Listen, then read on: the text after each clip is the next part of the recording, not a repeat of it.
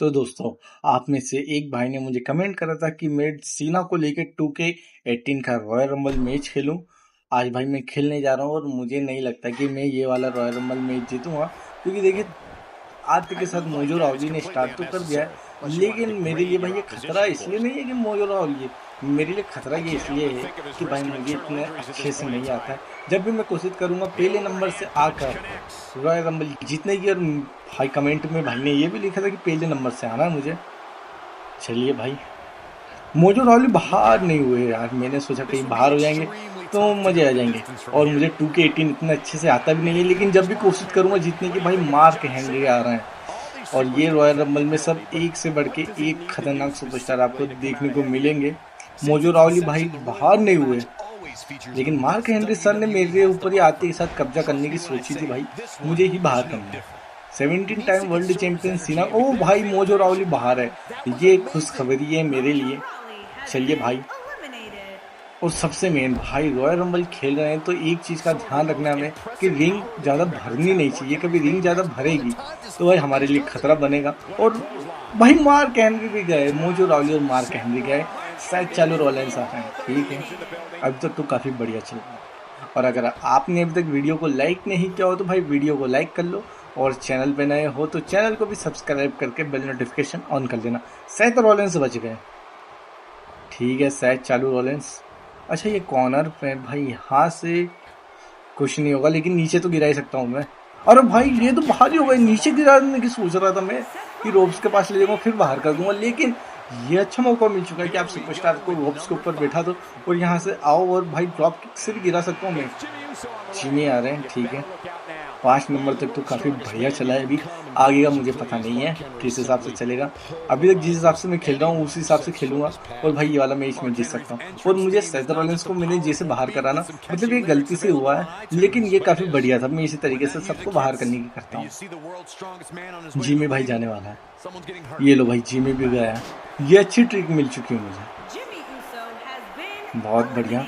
और भाई साहब अभी आपने देखा होगा ब्रॉक लेसनर वर्सेस ओवा फेमी के बीच में मैच, और रोमन और जेगा फाटू के बीच में भी, भाई क्या क्लासिक मैच था, मतलब मजे आ गए, सच्ची बता रहा हूँ। मैंने सिर्फ ये 2 ही मैच देखे थे अभी, लेकिन मजे आ गए।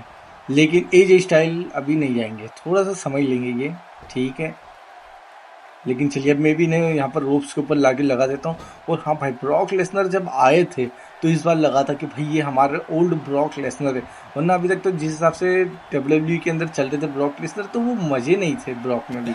लेकिन भाई फाइनली ऐसा लगा था कि Brock Lesnar the beast incarnate Brock Lesnar आए भाई फाइनली। और सेकंड बात ये कि ओवा फेमी के फेस पर हम भाई जब अनाउंस हो रहा था, भाई दोनों अपोनेंट का नाम अनाउंस हो रहा था, तो ओवा फेमी के फेस पर भाई अलग सा ही एक डर दिख रहा था कि ओवा फेमी को इस बार डर है ब्रॉक लेसनर से। और भाई इसको नहीं लग रहा है कि जीतेगा, क्योंकि इस बार बीस्ट इनकार्नेट ब्रॉक लेसनर काफ़ी खतरनाक मूड से, और वो हुआ भी वही। भाई क्या खतरनाक 7 F5 दिए थे ब्रॉक लेसनर ने, और सुप्लेक्स सिटी और सब भाई सुप्लेक्स सिटी दी थी, मुझे याद नहीं है, लेकिन हाँ सैटर्न मुझे जहाँ तक याद है दी थी सुप्लेक्स सिटी। मतलब ब्रॉक लेसनर बिना सुप्लेक्स सिटी के तो अधूरे हैं, क्योंकि आपको पता होगा कि ब्रॉक लेसनर को भाई F5 से कम और हम सुप्लेक्स सिटी से ज़्यादा जानते हैं, क्योंकि भाई आपको तो पता ही होगा ना, सुप्लेक्स सिटी भेजते रहते थे पहले पॉल हेमन अपने अपोनेंट्स को। ब्रॉक लेसनर के जो अपोनेंट्स देते थे भाई उन्हें कुछ नहीं, एक ही धमकी देते थे सुप्लेक्स सिटी जाने की, और उसके बिना तो मैच भी अधूरा था। और जो भाई एंडिंग हुई, ब्रॉक लेसनर ने जो एंडिंग करी, मज़े आ गए, सच्ची बता रहा हूँ। ओवा फेमी को अब पता चल चुका था कि द बीस्ट इनकार्नेट कौन है। पहले तो भाई ऐसे ही काफ़ी लाइट मैच चला था रेसलमेनिया में, लेकिन जो ये वाला मैच था ये भाई टक्कर खा था। इसमें हमारे ब्रॉक लेसनर को हमने देखा, भाई the beast incarnate Brock Lesnar फिर से रिटर्न आए, और ये वाले ब्रॉक लेसनर है जिन्होंने भाई लास्ट बार मैच करा था कोडी रोज से, और जो हार गए थे बैकलेस में साथ। उसके बाद भाई 2 साल तक तो आए नहीं थे, फिर आए तो फिर वो मज़े नहीं थे। और अब भाई ओवा फेमी को वो जो एलिमिनेट मतलब जो हराया है वो देख के अच्छा लगा। और दूसरी भाई रोमन इस बार पूरी तैयारी के साथ आए थे। जेका फाटू, भाई मैं सच्ची बता रहा हूँ, जेका फाटू को इतना कमज़ोर मैंने अभी तक किसी मैच में नहीं देखा है कि जेका फाटू इतनी ज़्यादा मार खाएगा। भाई मैंने अभी तक जितने भी जेका फाटू के मैचेस देखे भाई, इस बंदे भले से हारा है, लेकिन ये है कि काफ़ी मारता है सामने वाले प्लेयर। लेकिन इस बार ऐसा नहीं था, रोमन ने भाई बहुत बुरी तरीके से कांड करा है जेका फाटू के साथ भी, और लास्ट में भाई सोलो भी था वहाँ पे। मतलब ब्लड लाइन की फ्यूड हमें देखने को मिल सकती है आगे। और सेकंड बात ये कि भाई जेका फाटू को भाई जब सुपरमैन पंच लास्ट में आपने देखे होंगे एंडिंग में पड़े थे, वो भाई जेका फाटू मतलब कुछ असर ही नहीं हो रहा था उस सुपरमैन पंच का। एक अलग ही मतलब भाई क्या ही बोले, जेका फाटू भी तगड़े सुपरस्टार है, ये तो मानना पड़ेगा। और ओवा फेमी को भाई क्या ही बोले, ओवा फेमी जब भले से जेका फाटू ने कल मार खाई थी, लेकिन जिस हिसाब से ब्रॉक लेसनर का मैच था, तो भाई ओवा फेमी कमजोर लग रहा है जेका फाटू के साथ में, सच्ची बताओ। मतलब काफ़ी बढ़िया मैच था। और 12 एलिमिनेशन, मतलब 12वें नंबर भाई, 11 एलिमिनेशन नहीं 10 एलिमिनेशन हुए एक में भी तो। और अब भाई 11वां एलिमिनेशन होने वाला है फिन बैलर का, बस फिन बैलर कुछ 3-5 ना करे तो। भाई इसी हिसाब से मैंने अभी तक सारे एलिमिनेशन किए, और ये तरीका भाई तुक्के से ही, लेकिन बड़ा सही साट लगा है मुझे, इसमें काफ़ी मज़ा आ रहा है।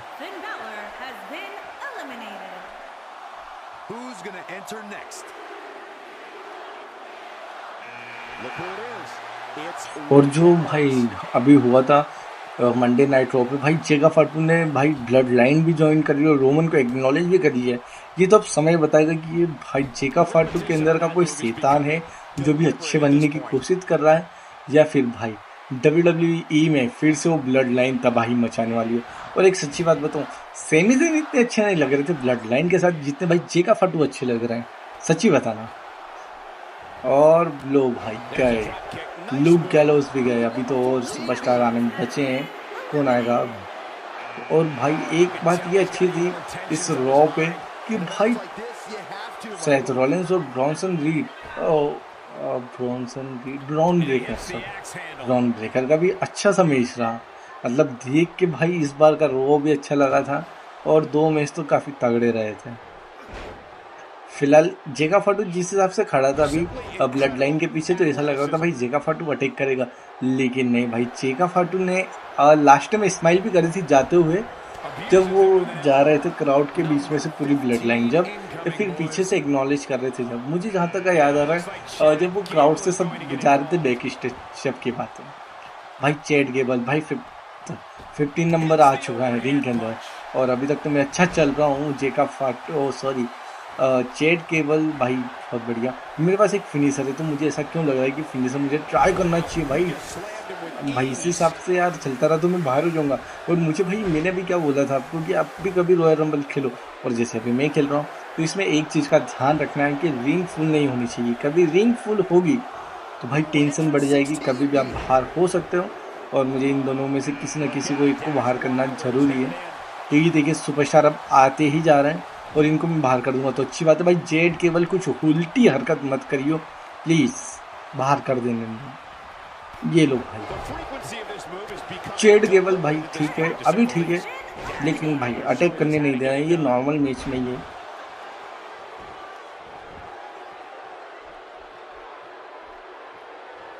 ये है एक रॉयल रंबल जिसमें भाई मुझे डैमेज होगा तो मैं कभी भी बाहर हो सकता हूँ, नॉर्मल रोप्स से कोई धक्का मारे तो भी।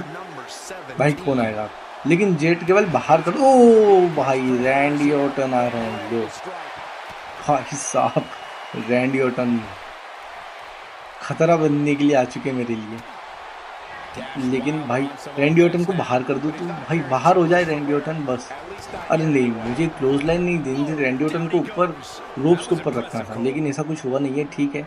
चैट केवल बाहर है, वो भाई चैट केवल बाहर, बहुत अच्छी बात है।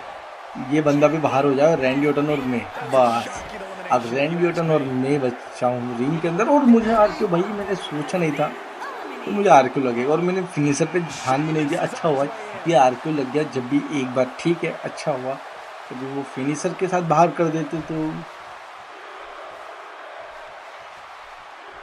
भाई सेमस कहाँ भाग रहे हैं, मेरे पास आ रहे हैं, और रैंडी ऑर्टन ने भाई पीछे से दबोच लिया है। बहुत बढ़िया, ये दोनों आपस में लड़ रहे हैं, और मुझे अपने लिए थोड़ा सा समय मिला है, जो कि अच्छी बात है गुरु। और ये लोग भाई रैंडी ऑर्टन बच गए, मुझे लगा कि जाएंगे, ओ गए गए रैंडी ऑर्टन भी गए। सेमस को बाहर करना है, मुझे ज़्यादा सुपरस्टार को रिंग के अंदर नहीं रहने देना है, अरे लेकिन मेरी भाई स्टेमिना कम हो रहा है भाई, डी एम्ब्रोस आ रहे हैं, लेकिन ये एकदम से क्या हुआ यार भाई, पता नहीं कुछ एकदम से गेम टर्न ऑफ हुआ था। मतलब कि ये 18 चल रहा है ना, 2K18, ये बंद होके एक बार से चालू हो चुका और चालू वहीं से हुआ था, लेकिन भाई रिकॉर्डिंग बंद हो गई थी। भाई इसमें 19 से लेके 21 सुपरस्टार 21 तक जो आए थे वो दिखे नहीं, मतलब डीन एम्ब्रोस उनके बाद जो आए, और अंडरटेकर, 2 सुपरस्टार, एक डीन एम्ब्रोस नहीं दिखे भाई। डीन एम्ब्रोस को भी मैंने एलिमिनेट कर दिया था, अंडरटेकर सर भी एंड पे दिखे यार। ये मतलब भाई ये हुआ क्या, मुझे खुद को समझ में नहीं आया PS4 के अंदर क्या लोचा हुआ ये अभी। लेकिन यार पूरी रिकॉर्डिंग भाई होनी चाहिए थी। डीन एम्ब्रोस को भी भाई मैंने बाहर करा था, और उसके बाद जो सुपरस्टार आए थे वो उनका नाम मुझे नहीं पता, लेकिन उन्हें भी करा था। फिर अंडरटेकर सर थे, इन्हें भी मैंने इसी हिसाब से बाहर करा। ज़्यादा सुपरस्टार को मैं भी रिंग के अंदर रहने नहीं दे रहा हूँ। लेकिन यार ये जो हुआ ना वो बहुत बुरा है। इतना अच्छा रॉयल रंबल मैच चल रहा है और बीच में जो ये हुआ ये बिल्कुल अच्छा नहीं है।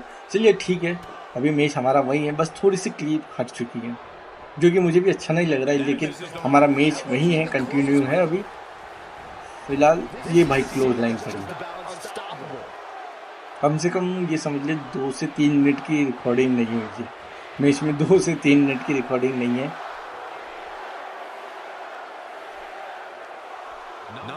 अब कौन आएगा भाई, अभी तक तो काफ़ी बढ़िया चल रहा हूँ मैं, इसी हिसाब से मुझे चलना है। एरिक रोवन भाई, बस ये गए। एरिक रोवन का मुझे थोड़ा सा ध्यान रखना पड़ेगा, ये थोड़े ज़्यादा हेवी सुपरस्टार हैं। मार्क हेनरी सर के बाद ये मुझे थोड़े अच्छे हेवी दिखे। अंडरटेकर सर भी थे अच्छे, लेकिन भाई मुझे मौका नहीं देना है किसी को, बस बाहर करते रहना है।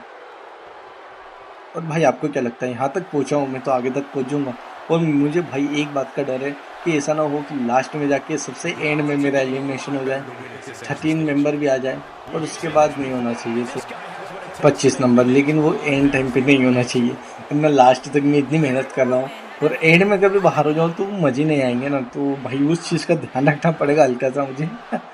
चलिए भाई हो जाओ बाहर, आते जाओ और जाते जाओ, रिंग खाली रखना है।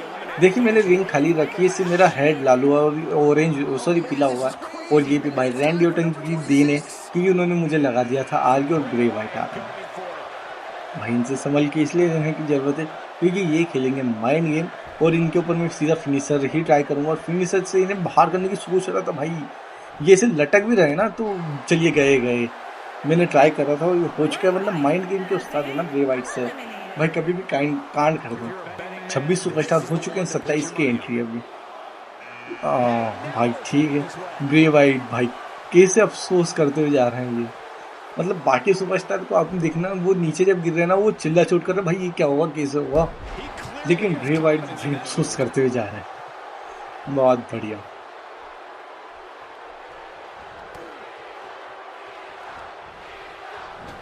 लेकिन एक बात तो माननी पड़ेगी भाई, WWE यानी ट्रिपल एच ने फिर से ब्लड लाइन खड़ी करी है, क्योंकि पता था कि ब्लड लाइन के समय का भाई टाइम ही अलग था, जबकि WWE की बातें अलग थी। और जब WWE टॉप पे भी चलती थी, कोडी रोज को चैंपियन बनाने से क्या फ़ायदा हुआ, इतना ज़्यादा तो नहीं हुआ है। अच्छा एक बात बताऊँ, जब रोमन चैंपियनशिप हारे थे तो उसके बाद भाई WWE लोग इसलिए देखते थे कि सोलो सिकावा जो ब्लड लाइन में करता था ना भाई उसके लिए, बाकी कोडी रोज की भी देखते थे लेकिन इतनी नहीं। लेकिन उस समय इंटरेस्टिंग स्टोरी लगती थी भाई, कुछ भी बोलो सोलो की। सोलो भाई कब क्या कांड करेगा, कौन सा नया मेंबर आएगा, क्या करेगा, किसके ऊपर अटैक करेगा, ब्लड लाइन में क्या होगा भाई ये। और सबसे मेन ये कि रोमन कब आएंगे, रोमन की बात होगी हमें। हालांकि ये तक रूमर आ गए थे कि रोमन नहीं आएंगे, लेकिन भाई फिर फाइनली समर स्लैम में आए थे। उसके बाद रोमन और सोलो की स्टोरी चली थी, और जनवरी में फाइनल इनका मैच हुआ था, ट्राइबल कॉम्बो मैच। और उसके बाद फिर रोमन कम आना स्टार्ट हो गए थे, कम आते थे। फिर अब तो भाई हर हफ्ते आ रहे हैं हमारे ट्राइबल से। तो यही तो बात है भाई रोमन की, भाई इसमें कोडी का तो मतलब ज़्यादा कुछ रोल नहीं है WWE को टॉप पे लाने के, जो है भाई हमारे रोमन का ही और डैनियल ब्रायन है। एक फिनिशर में बिल्कुल मौका नहीं ख़राब करूँगा और भाई मैं बाहर कर दूँगा, बस कुछ कांड ना हो। भाई बहुत तेज़ अभी धड़कन है मेरी, बस रिवर्सल ना हो, बहुत तेज़ है धड़कन। चलिए भाई फाइनली ये रॉयल रंबल मैच में जीता हूँ भाई, पहली बार ही खेल रहा हूँ मैं 2K18 में रॉयल रंबल, और ये मैंने जीता भी। और मैं आपसे झूठ नहीं बोलूँगा, मैं सच्ची बता रहा हूँ। ये मैच खेलने से पहले मैंने 2-1 मैच ट्राई करे थे कि भाई थोड़ा खेलना सीख जाऊंगा। Here is your winner, John इससे पहले मैंने रॉयल रंबल में नॉर्मल मैचेस करे थे 1-on-1 एक्सट्रीम रूल वाले, जिसमें भाई मैं इसका गेम प्ले सीख जाऊँ 2K18 का, और थोड़ा बहुत मैंने सीखा भी और उसका फायदा भी मिला। मैंने लेकिन सोचा नहीं था कि रॉयल रंबल जीत जाऊंगा और फाइनली जीत चुका हूँ। तो अपन मिलते हैं अगली वीडियो में। बाय बाय दोस्तों।